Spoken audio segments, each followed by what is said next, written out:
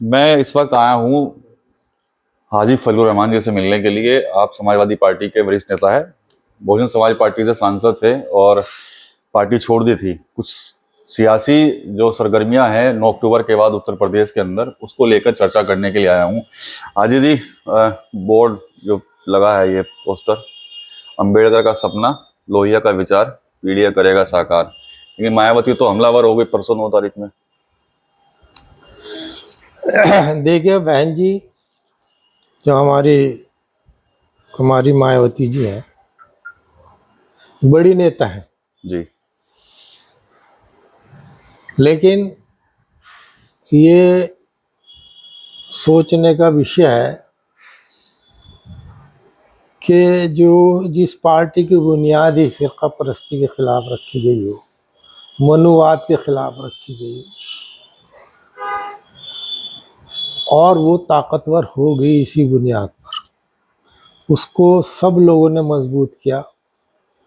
उसमें पिछड़े, अल्पसंख्यक, थोड़े में ज्यादा स्वाद, यही तो है इसकी खास बात। वाओ मामा, क्या स्वाद है। अरे मेरे राजा, क्या दलित, सब लोगों ने इनको साथ दिया और पार्टी को 4 मरतबा मुख्यमंत्री, बहन जी को 4 मरतबा मुख्यमंत्री बनाने का मौका दिया। और हमेशा बहन जी भारतीय जनता पार्टी के खिलाफ लड़कर ही कामयाब हुई हैं। वो अलग बात है कि इन्होंने बीच बीच में भाजपा से समझौता करती रही,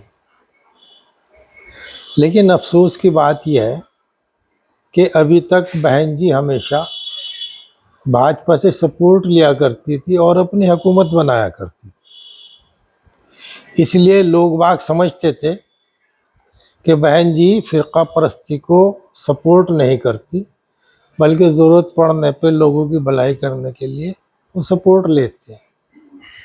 लेकिन पिछली जो रैली हुई है मान्यवर काशीराम के खिराज अकीदत पेश करने के लिए, उसमें बहन जी ने खुले तौर पर भारतीय जनता पार्टी की हिमायत कर दी और ये इशारा कर दिया कि अगर ज़रूरत पड़ी भारतीय जनता पार्टी की हुकूमत को बनाने में हम मदद करेंगे। ये अफसोसनाक बात है। लेकिन वो तो जो बसपा के लोग हैं उनका कहना तो ये है कि सिर्फ पार्क के रख रखाव को लेकर सरकार की तारीफ की गई है। इसको समाजवादी पार्टी के लोग ही घुमा फिरा रहे हैं। देखिए, ये जो आम कार्यकर्ता है वो सब बातें नहीं सोच पाता। वो तो अपने नेता पर यकीन करता है कि नेता जो कह रहा है वही सही है। लेकिन दर हकीकत लोग बाग जानते हैं कि पर्दे के पीछे बहुत से खेल खेले जाते हैं और इशारों इशारों में ही अपनी बात कही जाती है। तो ये बहन जी का एक इशारा है कि आप भारतीय जनता पार्टी की मुखालफत में न जाएं, उन्हें सपोर्ट करने का काम करें। जबकि ये पूरी तरीके से एससी समाज के, पीड़ित समाज के, अल्पसंख्यक लोगों के ख्यालात के उलट है। जो उत्पीड़न इस वक्त पीडीए समाज के लोगों का हो रहा है, जिसमें अल्पसंख्यक, अति पिछड़ा, दलित और अपर कास्ट के भी गरीब लोग जो पीडीए में शामिल हैं, वो इस बात को महसूस कर रहे हैं और अपने आप को ठगा सा महसूस कर रहे हैं कि बहन जी ने इस तरह का बयान क्यों दे दिया। अब इसकी कोई बहुत सी वजूहात हो सकती हैं, लोग बाग अपने अपने तरीके से सोच रहे हैं, लेकिन ओवरऑल जो इस वक्त आरएसएस और भारतीय जनता पार्टी ने माहौल बनाने का काम किया है, फ़िरका परस्ती फैलाने का काम किया है, नफ़रत फैलाने का काम किया है, एक जाति को दूसरे जाति से लड़ाने का काम किया है, एक मज़हब के लोगों को दूसरे मज़हब के लोगों से लड़ाने का काम किया है, इस चीज़ को बहन जी आगे बढ़ाने का काम कर रही हैं। और अभी अभी ताज़ा मिसाल है कि बहन जी को जो हमारे बी आर गवई जी के ऊपर जूता फेंकने की कोशिश की गई थी सुप्रीम कोर्ट की अदालत में, उसकी निंदा करनी चाहिए थी। जो एक लड़का हरिओम बरेली में जिसको मार दिया गया है, और बाकायदा एक पार्टी के लीडर का नाम लेकर कि हम उस लीडर के चाहने वाले हैं, उन लोगों ने उस बच्चे को मारने का काम किया। और इससे ज़्यादा क्या हो सकता है कि आज जो एससी समाज है, पिछड़ा समाज है, जो अल्पसंख्यक समाज के बड़े अधिकारी आईएएस आईपीएस लेवल के लोगों के साथ भी घिनौना बर्ताव किया जा रहा है। और इसकी एक मिसाल आपके हरियाणा के एक आईपीएस ऑफिसर की है, जिसने तंग आकर अपने आप को गोली मार दी, खुदकशी कर दी। अभी उसका खुलासा हो गया कि किन किन अधिकारियों ने उनको परेशान किया। तो इन सब बातों पर बहन जी को बोलना चाहिए था। बहन जी खामोश रही, इसका क्या मतलब? और बड़े अफसोस की बात है कि संविधान के नाम पर जो आरएसएस या मनुवादी लोग संविधान को ख़त्म करना चाहते हैं, डेमोक्रेसी को ख़त्म करना चाहते हैं, आज उन्हीं लोगों का साथ दिया जा रहा है। और वो लोग साथ दे रहे हैं जिनको संविधान की ही वजह से तरक्की करने का मौका मिला, जिनको सबसे ज़्यादा जमहूरियत की ज़रूरत है, सबसे ज़्यादा समाज में बराबरी की ज़रूरत है, सबसे ज़्यादा संविधान के संरक्षण की ज़रूरत है। आज वही लोग भाजपा की गोद में बैठे हैं। मिसाल के तौर पर हमारे रामविलास पासवान के लड़के हैं, वो आज भाजपा की गोद में बैठे। महाराष्ट्र में अठावले जी हैं, वो उनकी गोद में बैठे हैं भाजपा के। और यही काम हमारे यहाँ उत्तर प्रदेश में बहन जी ने कर दिया।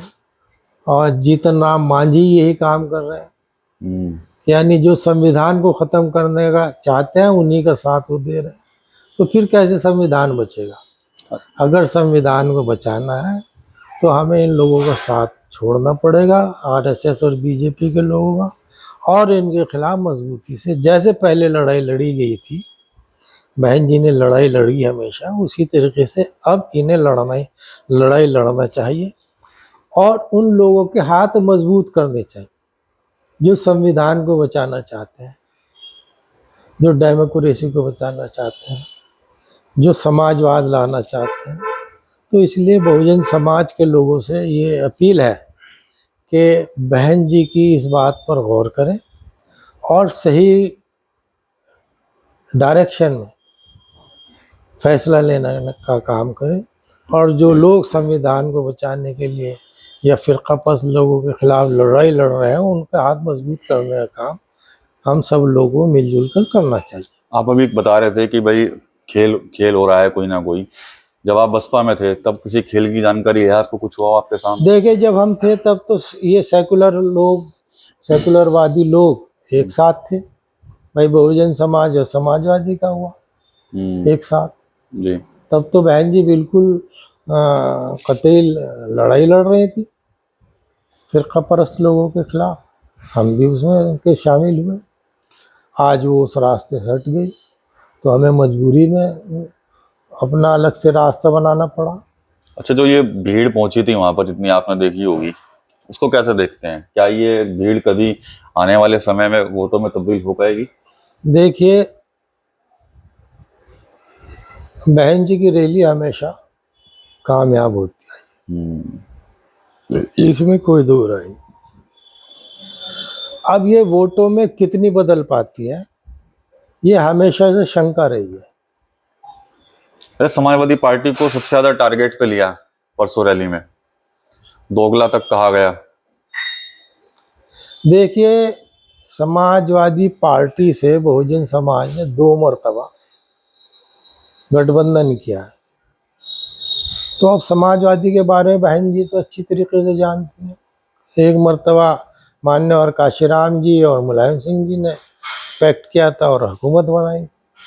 और 19 के इलेक्शन में बहन जी ने और माननीय अखिलेश जी ने गठबंधन किया था, उसके रिजल्ट उन हालात को देखते बहुत अच्छे आए थे। जबकि उससे पिछले इलेक्शन में तो लोकसभा में सिर्फ कोई सीट ही नहीं थी बीएसपी की, और 19 के इलेक्शन में 10 सीटें आ गई थी गठबंधन से। तो ये फायदा हुआ था। तो बहन जी इस बात को समझ नहीं रही, पता नहीं क्या वजह है, इसके बारे में तो कुछ कहा नहीं जा सकता। लेकिन इतना ज़रूर है कि आज की तारीख में जो हमारे राष्ट्रीय अध्यक्ष समाजवादी के माननीय अखिलेश जी हैं, बड़े मजबूती के साथ फिरका परस्त ताकतों से लड़ रहे हैं, मनुवाद के लोगों से लड़ रहे हैं, या वो लोग जो गांधी के खिलाफ रहे हैं, गांधी जी के खिलाफ रहे हैं,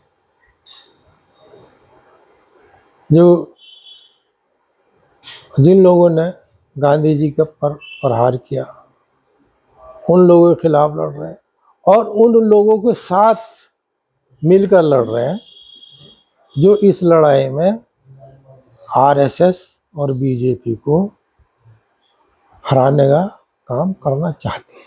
अच्छा, बसपा नेताओं का एक दावा ये भी है कि जो 9 अक्टूबर की रैली हुई है परसों, उसमें 40% जो था मुस्लिम समाज के लोगों ने हिस्सा लिया। देखिए, बज़ाहिर तो कोई भी नज़र नहीं आ रहा था, और मुझे नहीं लगता कि मुसलमान उस पार्टी के साथ जाने की सोचेगा जो भारतीय जनता पार्टी का साथ दे रहा हो। ये तो बड़ी मोटी हकीकत है। हमेशा भाजपा के खिलाफ उन्होंने अपनी जद्दोजहद की, आज भी जद्दोजहद कर रहे हैं, जबकि हम सबको पता है कि कितना परेशान किया जा रहा है। लेकिन उसके बाद भी ये इस तरीके की कोई हरकत गलत नहीं हो सकती कि भाई ये लोग जाकर उन लोगों का साथ दें जो मनुवाद को मजबूत करने का काम करते हैं। चलिए ठीक है, धन्यवाद हाजी फजलुर रहमान जी। तो क्या कुछ पर्दे के पीछे खेल है, इसको कुछ ना कुछ अलग तरीके से समझाने की कोशिश की है हाजी फजलुर रहमान जी ने। और इसके अलावा जो बहुजन समाज पार्टी की तरफ से दावा किया जा रहा है कि रैली के अंदर 40% से अधिक मुस्लिम समाज के लोगों ने भागीदारी की है, तो उस पर भी कहीं ना कहीं सवाल जो है वो हाजी फजलुर रहमान पूर्व सांसद की तरफ से उठाए गए हैं। टीवी 9 यूपी के लिए सहारनपुर से विकास कपूर। थोड़े में ज्यादा स्वाद, यही तो है इसकी खास बात। वाओ मम्मा क्या स्वाद है, अरे मेरे राजा। मसाला